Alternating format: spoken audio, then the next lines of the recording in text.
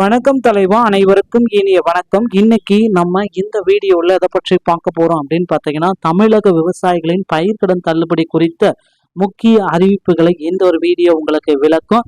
தேர்தல் வாக்குறுதியின்படி கூட்டுறவு வங்கிகளில் இருந்து பெறப்பட்ட கடன்கள் முழுமையாக ரத்து செய்வது தொடர்பாக அரசு எடுத்துள்ள புதிய முடிவுகளை இந்த வீடியோவின் வாயிலாக நம்ம பார்க்கலாம். அது மட்டுமே கிடையாது, பயிர்க்கடன்களை முழுமையாக தள்ளுபடி செய்ய தமிழக அரசுக்கு பாமக தலைவர் அன்புமணி அவர்கள் கோரிக்கை வச்சிருக்காரு. என்ன அப்படின்றது எல்லாமே இந்த வீடியோக்குள்ள நம்ம முழுமையாக நம்ம பார்க்கறோம். ஸோ நீங்க நம்முடைய சேனலை முதல் முறையா பார்க்குறீங்க அப்படின்னா மறக்காம ஒரு சப்ஸ்கிரைப் பெல்ல கிளிக் பண்ணி வச்சுக்கோங்க. ஸோ இந்த பயிர்க்கடன் தாவேக்கா பார்த்தீங்கன்னா தேர்தல் வாக்குறுதிகளில் அளிக்கப்பட்டிருக்கிறது. இந்த பயிர்க்கடன்களை முழுமையாக நாங்கள் தள்ளுபடி செய்வோம் அப்படின்றது தாவேக்காவுடைய தேர்தல் வாக்குறுதிகளில் குறிப்பிட்டிருக்காங்க.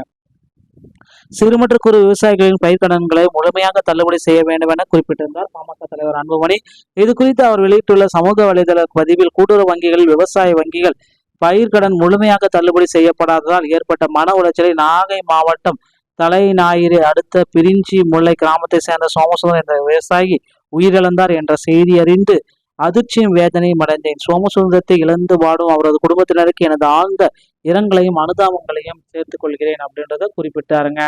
சிறு மற்றும் குறு விவசாயியான சோமசுந்தரம் அங்குள்ள கூட்டுறவு வங்கியில் தமது நிலத்தை அடகு வைத்துள்ளார். 85,000 கடன் வாங்கியிருந்தார். ஓகேங்களா. தாவேகா ஆட்சிக்கு வந்ததை அடுத்து தனது வேளாண் தள்ளுபடி செய்யப்படும் என்ற எதிர்பார்ப்போடு இருந்தார். ஆனால் 2 முறை கடன் அறிவிப்பை மாற்றி மாற்றி தாவேகா ஆட்சி சொன்னாங்க. முழுமையான தள்ளுபடி செய்யப்பட்டது 75,000 மட்டும்தான். விவசாயி சோமசுந்தரம் வாங்கிய கடன் தள்ளுபடி செய்யப்படவில்லை. அதனால் அவர் கடுமையான மன உளைச்சலுக்கான உழவர்களின் பயிர்க்கடனை முழுமையாக தள்ளுபடி செய்ய வேண்டும் என வலியுறுத்தி சென்னையின் 4ஆம் தேதி விவசாயிகள் அமைப்புகள் சார்பில் நடத்தப்பட்ட போராட்டங்களிலும் அவர் கலந்து கொண்டார். போராட்டத்தை முடித்து கொண்டு நேற்று அதிகாலை 3:30 மணி அளவில் சுருண்டு விழுந்தார். அவரது மறைவுக்கு முழுமையான தள்ளுபடி செய்யப்படாதால் ஏற்பட்ட மன உளைச்சல் தான் காரணம். தாவேக்கா ஆட்சிக்கு வந்ததால் சிறு மற்றும் குறு விவசாயிகளின் பயிர்க்கடன்கள் தள்ளுபடி செய்யப்படும் என்று எதிர்பார்த்த நிலையில உயிரிழந்த விவசாயி சோமசுந்தரம் மட்டுமின்றி லட்சக்கணக்கான விவசாயிகள் கடுமையான மன உளைச்சலுக்கு ஆளாகி இருக்கிறது குறிப்பிடத்தக்க ஒரு விஷயம் அப்படின்றது எல்லோருமே இப்ப எதிர்பார்க்கிறாங்க. ஸோ எனவே இந்த தாவேக்காவுடைய தேர்தல் வாக்குறுதிகளில் அளிக்கப்பட்டிருந்த சிறு மற்றும் குறு விவசாயிகள் பயிர்க்கடன் முழுமையாக தள்ளுபடி செய்ய வேண்டும். மன உளைச்சலால் உயிரிழந்த விவசாயி சோமசுந்தரம் குடும்பத்திற்கு 25 லட்சம் இழப்பீடு வழங்க வேண்டும் என அன்புமணி அவர்கள் வலியுறுத்தி கேட்டிருக்காரு. ஸோ விரைவில் பார்த்தீங்கன்னா தாவேக்காவுடைய தேர்தல் வாக்குறுதிகளை குறிப்பிட்ட மாதிரி அது எவ்வளவு நீங்கள் பார்த்தீங்கன்னா 75,000 4.5 லட்சம் வரதுக்கு எவ்வளவு வேணால் கடன் வச்சிருந்தாலும் முழுமையான கடன் 5 சவரன், அதாவது 5 ஏக்கருக்கு உள்ளார நீங்க இருந்துச்சு அப்படின்னா உங்களுக்கு முழுமையான தள்ளுபடி, 5 ஏக்கருக்கு மேல இருந்துச்சுன்னா 50% தள்ளுபடி. இதை மட்டும்தான் அவங்க டிசைட் பண்ணியிருக்காங்க. இதையாவது அவங்க கரெக்டா கொடுத்தாங்களவே போதும். ஏன்னா தள்ளுபடியோடைய அளவு அப்படின்றது மொத்தமா 75,000 இப்ப கணக்கீடு வச்சுட்டாங்க.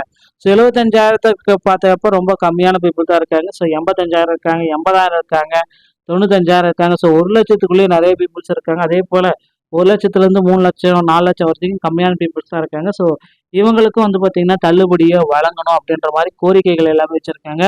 கண்டிப்பா இந்த கோரிக்கை பார்த்தீங்கன்னா அரசு கண்டிப்பா முக்கிய முடிவுகள் எடுக்கும். 3ஆம் கட்ட பட்டியல் வெளியாகலாம் அப்படின்ற மாதிரி எதிர்பார்ப்புகள் வந்துட்டு இருக்குங்க. ஸோ கண்டிப்பா பார்த்தீங்கன்னா 3ஆம் கட்டத்துல புதிய பயிர்க்கடன் தள்ளுபடி திட்டத்தை முதல்வர் விஜய் அவர்கள் வெளியிடுவாரு அப்படின்றத எதிர்பார்க்கலாங்க. இந்த மாதிரி தகவல்களை நீங்க உடனுக்குடன் பெற நீங்க நம்முடைய சேனலோட இணைந்திருங்கள். மீண்டும் நல்ல தகவலோட நான் உங்களை சந்திக்கிறேன். நன்றி, வணக்கம், தேங்க்யூ.